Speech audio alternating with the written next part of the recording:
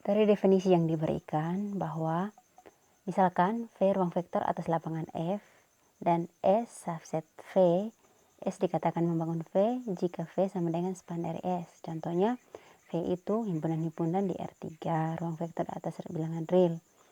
Kita di sini misalkan S itu sama dengan himpunan dari vektor-vektor, di mana vektor-vektor V1, vektor V2, vektor V3, di mana V1 itu sama dengan 100, V2 itu sama dengan 010, V3 itu sama dengan 001. Di sini kita membuktikan bahwa span dari S ini atau kombinasi linear dari vektor-vektor di S ini akan membangun R3 atau akan membangun V. Nah, maka ambil sembarang V kecil elemen V dengan dimana V itu sama dengan X, Y, Z. Di sini kita akan mencari nilai dari K1, K2, dan K3. Nah, sedemikian hingga vektor V ini sama dengan K1 dikalikan dengan V1 tambah K2 dikalikan dengan V2 tambah K3 dikalikan dengan V3. Sama dengan diperoleh X, Y, Z sama dengan K1 kali 100 tambah K2 kali 010 tambah K3 kali 001. X, Y, Z sama dengan K1 00 tambah K2 tambah 0 K2 0 tambah 00 K3 diperoleh X, Y, Z sama dengan K1 K2 K3 atau nilai K1 itu sama dengan X, nilai K2 sama dengan Y, nilai K3 sama dengan Z. Jadi berapapun V, X, Y, Z elemen V besar selalu ditemukan nilai-nilai K1, K2, dan K3. Artinya nilai K1, K2, dan K3 itu selalu konstan, selalu konsisten, selalu dapat ditemukan. Maka dapat disimpulkan bahwa S atau span S itu atau kombinasi linear-linear dari himpunan S itu dapat membangun V atau dapat membangun R3. Baik, selanjutnya akan dijelaskan nomor 2 bagian A. Di sini ada persamaan-persamaan linear 2x1 kurang 2x2 kurang 3x3 sama dengan negatif 2, 3x1 kurang 3x2 kurang 2x3 tambah 5x4 sama dengan 7, x1 kurang x2 kurang 2x3 kurang x4 sama dengan negatif 3.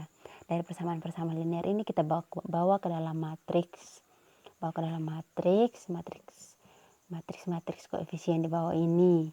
Jadi dari matriks yang ini kita bawa ke matriks augmented. Nah, matriks augmented itu matriks koefisien yang diperbesar atau diperluas dengan menambahkan entry-entry pada ruas kanan ini dibawa ke sini. Nah, jadi setelah jadi matriks ini menggunakan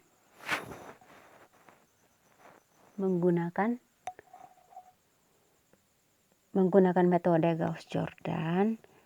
Jadi di sini pertama-tama saya tukarkan baris satu dengan baris ketiga. Saya tukarkan baris 1 dengan baris 3, jadi diperoleh ini. Jadi diperoleh yang ini. Baris yang pertama ini baris pertama dipindahkan ke baris 3, baris 3 dipindahkan ke baris 1. Terus yang kedua, baris 2 dikurangkan dengan 3 baris 1. Baris kedua dikurangkan dengan 3 baris 1. Baris kedua dikurangkan 3 baris 1. Jadinya 0048 16. Terus baris 3 dikurangkan dengan 2 baris 1. Dapatnya 00124. Berikutnya baris 1 tambah setengah baris 2. Baris 1 tambah setengah dari baris 2 diperoleh 1 negatif 1 0 3 5. Yang berikutnya baris 2 kurang 4 baris 3.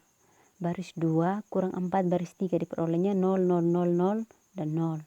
Jadi dari sini diperoleh bahwa X1 kurang X2 tambah 3X4 sama dengan 5. 0 sama dengan 0. X3 tambah 2X4 sama dengan 4. Jadi diperoleh bahwa X1 sama dengan 5 tambah X2 kurang 3 X4. X3 sama dengan 4 kurang 2X4. Jadi solusi dari sistem persamaan di atas adalah X1 sama dengan X2 kurang 3X4 tambah 5. X2 sama X2. X3 sama dengan negatif 2X4 tambah 4. X4 sama dengan 4. Yang berikutnya nomor ke-13. Soalnya berbunyi, tunjukkan bahwa jika S1 dan S2 merupakan himpunan bagian dari ruang vektor V, sedemikian hingga S1 subset dari S2, maka span S1 subset dari span S2. Khususnya jika S1 subset S2 dan span S1 sama dengan V, simpulkan bahwa span S2 juga sama dengan V. Di sini saya akan membuktikan, diketahui bahwa V itu ruang vektor dan S1, S2 itu subset dari V. Yang pertama kita tunjukkan bahwa jika S1 subset dari S2, maka span S1 juga subset dari span S2. Di sini diketahui bahwa S1 itu subset dari S2. Maka dari teorema span S bahwa span S itu sama dengan, definisi dari span S itu sama dengan X elemen span S1, di mana terdapat N elemen N, X1, X2 sampai Xn elemen S1, A1, A2 sampai AN itu elemen F, sedemikian hingga X sama dengan A1 kali X1 tambah A2 kali X2 tambah AN tambah XN, AN kali XN. Dari yang kita ketahui bahwa S1 itu subset dari S2, maka elemen-elemen yang terdapat pada S1, jika diketahui bahwa S1 itu subset dari S2, maka elemen-elemen yang terdapat pada S1 juga terdapat pada S2 karena S1 itu subset dari S2. Maka apa yang terkandung dalam S1 terdapat juga di S2. Maka dapat disimpulkan bahwa X atau A1 kali X1 kombinasi linear di S1 itu juga terdapat di S2 juga.